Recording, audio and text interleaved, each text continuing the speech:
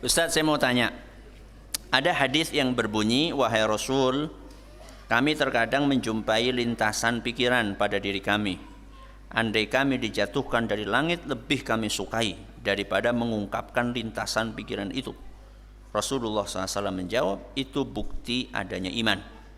Apakah hadis tersebut ditujukan untuk orang-orang yang mengalami was-was, bisikan dalam pikirannya, bahwa mereka masih punya iman? Dan bagaimana menurut pandangan Ustadz jika bisikan tersebut isinya ucapan mencela Allah, akan tetapi pikiran itu muncul bukan atas keinginannya? Apakah itu berdosa dan bagaimana cara mengobatinya sampai sembuh? Rasulullah SAW ketika mengatakan itu buktinya ada keimanan adalah bukan karena ada pikirannya, tapi karena hatinya gelisah dengan adanya pikiran itu. Jadi kegelisahan hati dengan adanya pikiran tidak baik itu menunjukkan dia masih punya iman. Jadi bukan munculnya pikiran itu menunjukkan orang ini masih beriman, bukan. Tapi kegelisahan hati dia, ketidaktenangan dia dengan munculnya pikiran-pikiran yang buruk itu tandanya dia masih punya iman. Alhamdulillah. Maka bagaimana yang mesti kita lakukan? Yang mesti kita lakukan adalah ketika muncul bisikan-bisikan tersebut adalah ta'awud. Apa ta'awud? A'udzu billahi minasyaitonir rajim. Makanya kita disuruh membaca surat An-Nas, yang di antara ayat yang tersebut di dalamnya adalah min syarril waswasil khannas, dari keburukan was-was bisikannya khannas. Khannas itu apa? Setan. Setan itu namanya khannas. Khannas itu artinya apa? Loh, mbok jenengan surat An-Nas mbok favorit, mbok? Masa khannas? Khannas itu artinya maju mundur. Apa? Maju mundur. Apa?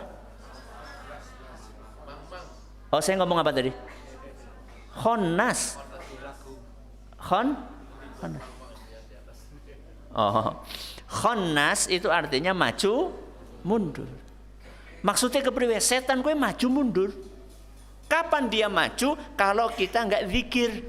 Kapan dia mundur? Kalau kita zikir.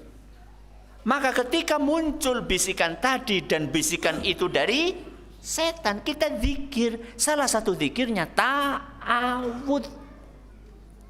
A'udzu billahi minasyaitonir rajim. Jadi cara menanganinya adalah apa tadi? Ta'awud. Yang kedua, jangan dipedulikan, jangan digubris. Jangan digubris. Was-was, bisikan-bisikan kayak tadi, godaan-godaan kayak tadi, itu bukan hanya terkait dengan pikiran saja. Kalau tadi kan pikiran tentang Allah gini, itu pikiran. Juga ada yang bentuknya adalah amaliyah. Napa? Amaliyah. Contoh, wis wudu. Wis napa? Wudu. Sudah mau masuk ke masjid, kok kayaknya apa? Kayak ngentut ya. Kayak apa? Ngentut. Akhirnya apa? Wudu lagi. Sudah selesai wudu, terus apa? Mau masuk, kayaknya kayak ngentut maning ya. Wudu lagi. Itu namanya was-was. Maka apa pesan Nabi SAW? Dan itu bisa jadi datang ketika habis wudu atau ketika sholat. Atau ketika apa? Sholat. Kan ada orang sholat baru sebentar, wis apa? Pergi. Habis itu terus datang lagi, baru sebentar, pergi lagi. Apa pesan Nabi SAW? fala yansarif hatta yasma'a sautan au yajida rihan. Jangan dia tinggalkan sholatnya kalau muncul perasaan itu sampai dia dengar suara atau mencium bau.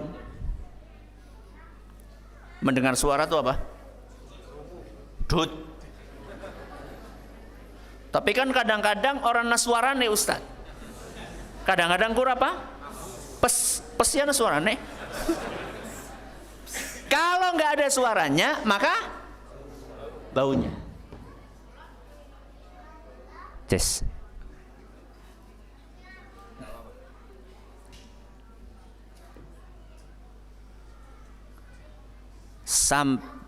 Sampai dengar apa tadi? Suara atau mencium bau. Jadi kalau kita muncul gangguan kayak tadi, jangan tinggalkan sholat kecuali setelah yakin bahwa betul-betul kentut. Maka hanya sekedar ada perasaan kayak ada yang bergerak. Kayak ada yang bergerak, itu adalah godaan apa? Setan. Tipsnya adalah jangan dipedulikan. Jangan dipedulikan. Kalau jenengan pedulikan, dijamin setane ketagihan. Setane ketagihan. Jenengan pernah nggak melihat ada orang Allahu Akbar, terus kayak gimana? Allahu Akbar, terus apa? Baleni maning. Pernah lihat orang gitu? Itu gara-gara was-was. Itu dialami ayah saya. Iya, aku ya tahu ngalami kok. Bien, alhamdulillah setelah itu dihindarkan oleh Allah Azza wa Jalla setelah belajar lagi. Itu kalau dipedulikan diulang nganti ping 10. Nganti imamnya apa? Ruku. Bener. Sampai imamnya ruku. Maka yang seharusnya dilakukan adalah Allahu Akbar. Wis. Untuk tambahi wis.